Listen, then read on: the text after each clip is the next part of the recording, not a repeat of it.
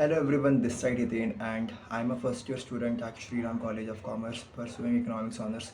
So guys, in this video I will be sharing you some simple strategy which you can follow for your accountancy exam, which is 1 week later from now. So guys, just follow these techniques and definitely I can guarantee you whatever you have studied, if you follow these tips, definitely your marks will gonna increase.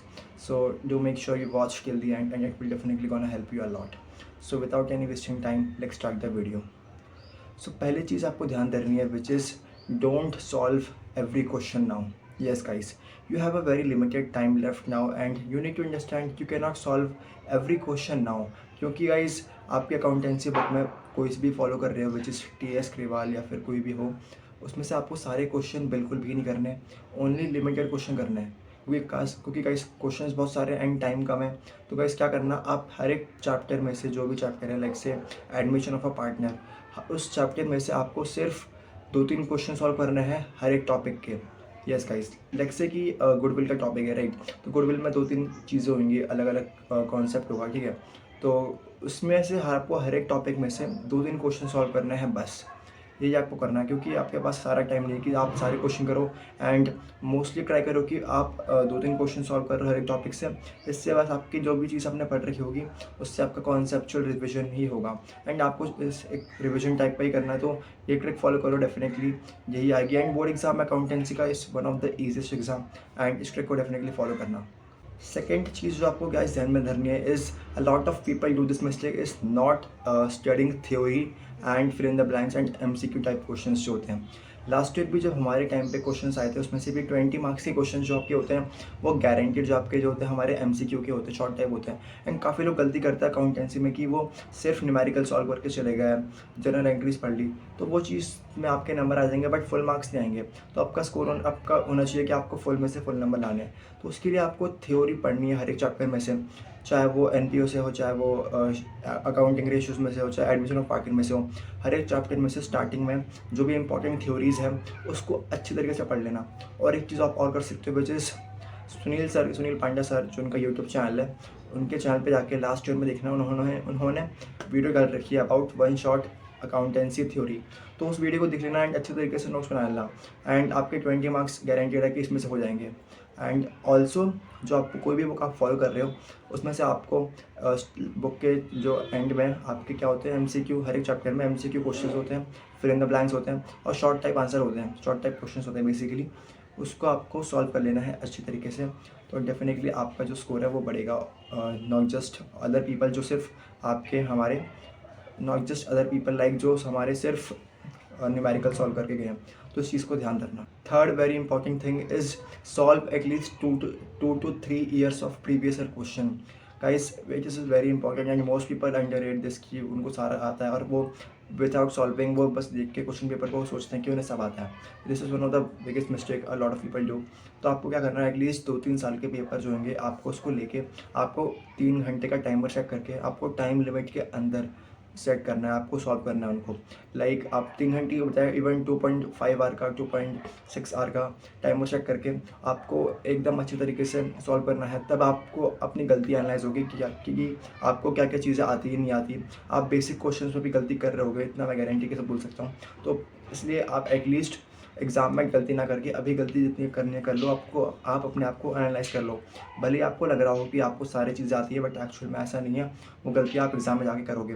तो इससे बढ़िया अभी जितनी गलती करनी है कर लो and at least 2-3 साल के प्रीवियस से कर लेना. और सुनील सर के चैनल पर भी जाके उन्होंने करा रखे हैं क्वेश्चंस, एक्स्ट्रा क्वेश्चंस MCQ हर एक चैप्टर के, वो भी कर लेना. फोर्थ वेरी इंपॉर्टेंट थिंग आपको क्या करनी है कि आपको एक शीट ऑफ पेपर लेना है बड़ा सा या फिर रफ कॉपी में आपकी जो भी मेन कॉपी है, उसमें क्या करना, सारे चैप्टर्स अकाउंटेंसी में जो भी हैं सारे चैप्टर्स की जर्नल एंट्री हो गई.